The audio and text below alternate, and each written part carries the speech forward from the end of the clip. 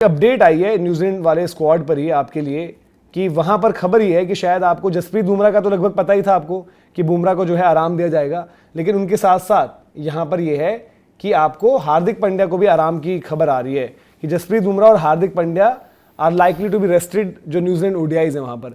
तो बुमराह का तो केस नहीं है, हार्दिक पांड्या का एक केस बन रहा था, तो वहां पर फिर उनकी जगह पर क्या एक नीतीश कुमार रेड्डी, क्योंकि अभी विजय हजारे में परफॉर्म भी करें, तो ये दो आपके नहीं होंगे। दैट मीन्स बाकी सारे लोग खेल रहे होंगे यार। आपके ओडीआई स्क्वाड में। हार्दिक पांड्या को अगर रेस्ट देना है तो दे दो, ऐसी कोई दिक्कत वाली बात नहीं है, पर स्टिल बीच में जैसे वो इंजर्ड भी थे, वो ऑस्ट्रेलिया में नहीं खेले, फिर उसके बाद आए अभी खेले, तो एक गेम टाइम वाली अगर पॉइंट की बात है कि यार गेम टाइम मिल जाए, थोड़ा सा बॉल ज़्यादा डालने को मिल जाए, बैटिंग ज़्यादा करने को मिल जाए तो चीज़ ठीक है। दूसरी चीज़, अगर आपको लगता है कि यार नहीं, मतलब हार्दिक का क्या सीन है कि हार्दिक अभी थोड़ा हम उनको थकाए नहीं, ज़्यादा बॉल वॉल ना डलवाए, हार्दिक की दिक्कत बॉलिंग वाली तो ज्यादा रही है ना कि फिटनेस में बॉलिंग, तो ऐसा भी हो सकता है कि आप उनको ऐसा बैटर ही खेलने दो, तो जितनी ज्यादा बॉलें खेल लेंगे उनके लिए भी बढ़िया होगा ना। क्योंकि एक मैच हमने देखा था अभी साउथ अफ्रीका सीरीज में कि यार बैटिंग में फंस गए थे, लेकिन अगले मैच में थोड़ा अलग आए तो उनको भी कमियां पता चली कि यार मैं कहां पर फंसा, अगले मैच में एक अलग इंपैक्टफुल आए, 10 बॉल में ही ऑलमोस्ट उन्होंने 35-40 रन ठोक दिए।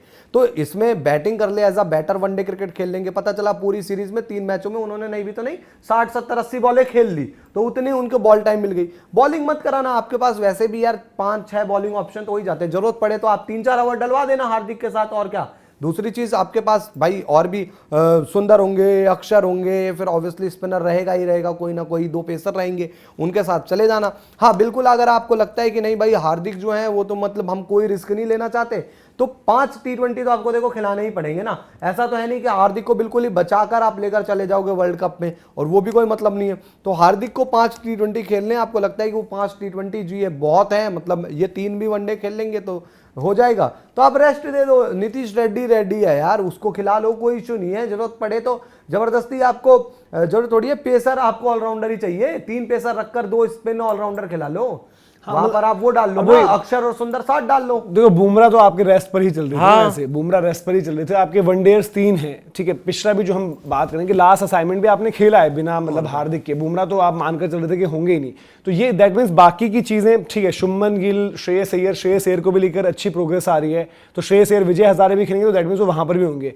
तो स्क्वाड की ओवरऑल कॉम्पोजिशन, और देखो नीतीश कुमार रेड्डी को भी डाल दो ना, मैं तो कह रहा हूँ कि भाई उनको डालो और फिर उनसे गेंदबाजी भी कराओ। अभी उन्होंने आंध्रा की तरफ से डाले ना भाई, 10 ओवर डाले, मुश्ताक में आई थिंक हैट्रिक ली, मुश्ताक में हैट्रिक ली, तो अब भाई फिटनेस का उनको देखना बॉल डाल रहे हैं वो। हाँ, शिवम दुबे को आप रखते नहीं ओडीआईज में, शिवम दुबे को आपने उस सेटअप से दूर ही कर रखा है, तो आपको वहां पर जो ऑप्शंस हैं वही है। वॉशी हो गए, अब वॉशिंगटन सुंदर हो जाएंगे आपके, पहले आपके अक्षर पटेल खेल रहे थे, जडेजा को आप बीच में वैसे ही लेकर आए थे, बट नीतीश कुमार रेड्डी का तो रियलिस्टिक अगर वो अच्छा करते हैं, देखो ऑस्ट्रेलिया में जो नीतीश कुमार रेड्डी दिखे थे उनको देखकर तो यही लगा था ना आपको कि भाई ये आपको जो है का एक अच्छा प्लेयर, अच्छा ऑलराउंडर मिल गया। हम क्या बात करते थे कि ये बंदा इंग्लैंड में ज्यादा अच्छा बॉल डाल देगा, क्योंकि इसके पास वो टप्पा है और मूवमेंट है, इसको स्विंग मिल जाएगा।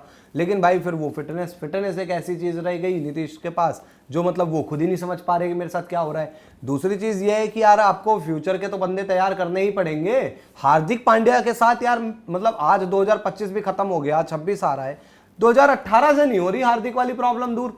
भाई अगर प्रैक्टिकली आपको याद होगा एशिया कप में हार्दिक पांड्या इंजर्ड हो गए थे, उसके बाद से ही हम इंडियन क्रिकेट में हार्दिक जैसा बंदा ढूंढ रहे हैं। हमें ऐसा क्या हो गया इंडियन क्रिकेट में, इतनी पॉपुलेशन में, इतने हमारे सेटअप में, कि हमें एक हार्दिक पांड्या का रिप्लेसमेंट ही नहीं मिल पा रहा। दूसरी चीज, इंजरी कैसे हो जाती है, इंजरी क्या बोर्ड ने वो जानने की कोशिश की? चलो मैच में एक अनफॉर्चुनेट इंजरी हो गई, वो एक समझ में आता है, क्या है वो पैटर्न क्या है कि, और एक इंजरी अगर रिपीट हो जाए तो वो दिक्कत है। दीपक चहर का केस खत्म ही हुआ ना, नहीं तो दीपक चहर एक टाइम पर आपको याद होगा साउथ अफ्रीका में जब वो खेले थे, तो हम तो यही सोच रहे थे ना कि यार ये बंदा हमारे लिए ऐसा हो जाएगा कि नीचे बैटिंग भी कर लेगा है और बॉलिंग भी कर लेगा। और दीपक चहर ने आई थिंक साउथ अफ्रीका में रन भी मारे थे बैटिंग करते हुए, तो मेरे को जितना याद आ रहा है। हाँ, तो उन प्रोसेस में फिर शार्दुल के साथ आप कई टाइम पर टिके रहे, पर शार्दुल की यार जो मेन चीज थी बॉलिंग, वो उनसे नहीं हो पा रही थी। है बैटिंग में तो मतलब आपके शार्दुल उतना कॉन्फिडेंस नहीं देते जितना नीतीश देते हैं, पर स्टिल बॉलर थोड़े उनसे बेहतर है नीतीश से। पर ये चीज है, पर यार हार्दिक कहां से लाओगे? अब दूसरा हार्दिक नहीं बन रहा, अब कहां भाई ढूंढने ही पड़ेंगे ना। हार्दिक का क्लोन तो बन नहीं जाएगा कि सेम हार्दिक का क्लोन बनाकर दोनों जगह खिला लो, तो ये सोचना पड़ेगा।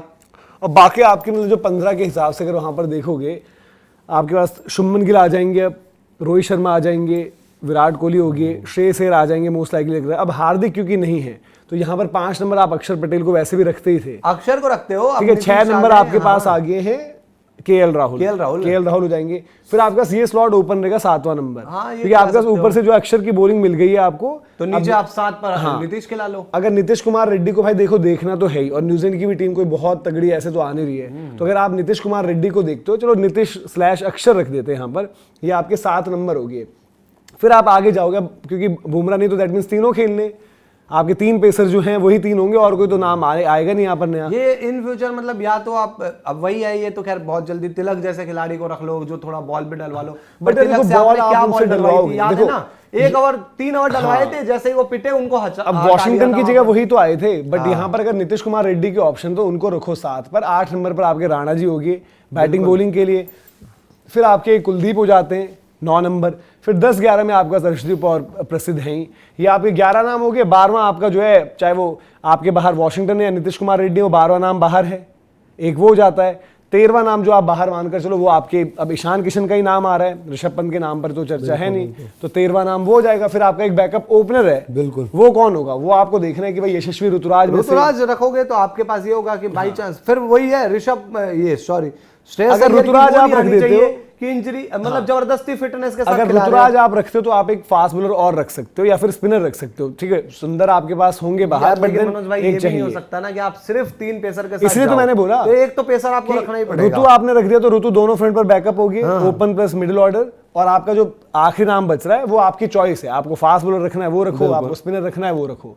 तो ये इस तरीके की कॉम्पोजिशन जो है आपकी 15 की बन सकती है, और ऋतुराज के लिए केस बन सकता है। अब यशस्वी का भी देखना पड़ेगा, उनके लिए भी अपडेट आप बता रहे थे, वो 3 तारीख वाले मैच के लिए होंगे, 31 वाले मैच पर खेलेंगे, तो यशस्वी भी खेलेंगे, गोवा से मैच है वो शायद। तो अब ये जो आउटिंग्स है ना, ये बड़ी इंपॉर्टेंट हो जाती है। जैसे हमने दिल्ली की तो बात कर ही ली है, बाकी आपको मुंबई और महाराष्ट्र की भी बात करें, क्योंकि वहाँ से श्रेयस अय्यर और ऋतुराज गायकवाड़ इन सब की बात है कि भाई कि किस तरीके से इनकी परफॉर्मेंस रहेगी, क्या कुछ है। और पंजाब से आपके शुभमन गिल भी आ ही जाएंगे। तो आने वाले मुकाबले जो इन टीम्स के हैं उन पर अगर हम नज़र डालें तो हिमाचल और महाराष्ट्र है कल जो मुकाबला है, महाराष्ट्र से जो है नजरें ऋतु पर रहेंगी, ऋतु भी 4 नंबर खेल रहे हैं वहां पर। छत्तीसगढ़ मुंबई है, तो अभी इस राउंड में ना आपके यशस्वी हैं ना ही आपके श्रेयस हैं। दिल्ली सौराष्ट्र, वहां पर ऋषभ पंत रहेंगे।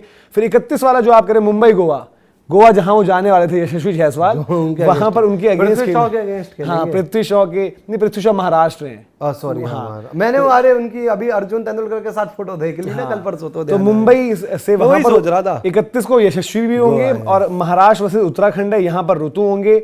दिल्ली वर्सेस उड़ीसा में जो हम बात कर रहे हैं वहां पर आपके ऋषभ पंत रहेंगे। और फिर 3 तारीख हो सकता है 3 या 4 को जब टीम आएगी, मुंबई वर्सेस महाराष्ट्र है, उस दिन आपके आमने सामने होंगे पृथ्वी और यशस्वी। यार मैं महाराष्ट्र और मतलब और दिल्ली का मैच देखना चाहता था जिसमें विराट भी खेलते। अच्छा, मैं चाहता था थोड़ा विराट पृथ्वी, अब आईपीएल में आएंगे ही, अब दिल्ली पृथ्वी को समझाएं कि अबे भाई तू क्या कर लिया तूने अपने। यार देखो उन्हीं की कप्तानी में वहां हुआ था बीजीटी में, जहां पर थे भी पृथ्वी शॉ। खैर ये आपकी अपडेट है ओडीआई स्क्वाड को लेकर। एज ऑफ नाउ तो लग रहा है कि ऋतुराज इन होंगे। अब यशस्वी का देखना पड़ेगा किस तरीके से कॉम्पोजिशन क्या है आपका। देखो 3 वनडे इंडिया में भी हैं, तो आप जो ये भी बोल सकते हैं कि देखो हमें बैकअप ओपनर या उतनी जरूरत थी नहीं, तो यहाँ पर चांस है भी नहीं, तो यशस्वी जो है अभी वहां खेलने, उनकी थोड़ा सा तबियत भी खराब थी बीच में, तो देखो बहाने तो हर किसी के लिए ऐसे बन रहे हैं। तो वनडे स्क्वाड पर भाई एज ऑफ नाउ अपडेट आपकी ये है, क्योंकि